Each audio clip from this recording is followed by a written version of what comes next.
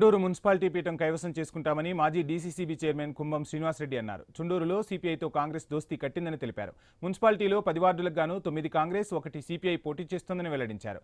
X officio ఓటర్లుగా MLA Rajagopal Reddy, MLC Nellikanti Satyam enrol చేసుకోవడం అదనపు బలమని పేర్కొన్నారు.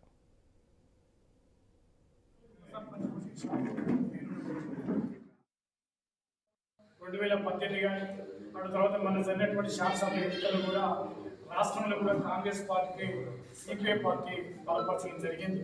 సరే, శాసనసభ ఎన్నికల తర్వాత కూడా అది పార్లమెంట్ ఎన్నికలు కావచ్చు లేదా అనేక ఎన్నికల్లో కూడా కమ్యూనిస్ట్ పార్టీగా అభ్యర్థిస్తున్నటువంటి విషయం మీ అందరూ తెలుసు.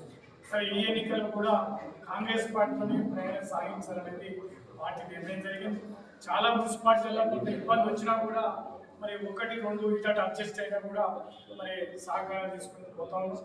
అది ఖమ్మం జిల్లా కానీ నల్గొండ జిల్లాలో కూడా నిన్న నల్గొండలో కూడా సరే కొంత అక్కడ ఉన్నా కూడా అక్కడ కూడా కొంత అనుకుని కాంగ్రెస్ పార్టీ అభ్యర్థిని గెలిపించాలని ప్రయత్నం జరిగింది. మున్సిపల్ ఎన్నికల్లో భాగంగా చండూరు మున్సిపాలిటీలో కాంగ్రెస్, కమ్యూనిస్ట్ పార్టీలు కలిసి పోటీ చేయడానికి నిర్ణయం తీసుకోవడం జరిగింది.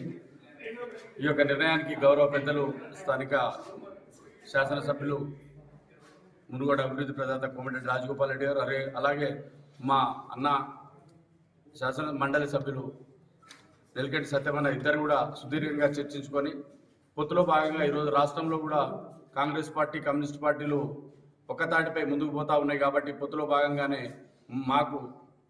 మేము కూడా కలిసి వస్తామని చెప్పేసి కమ్యూనిస్ట్ పార్టీ సోదరులు చెప్పడం జరిగింది. సత్యమన్న ఆధ్వర్యంలో ఈరోజు చండూరు మున్సిపాలిటీలో 4వ వార్డులో కమ్యూనిస్ట్ పార్టీ టికెట్ కేటాయించడం జరిగింది.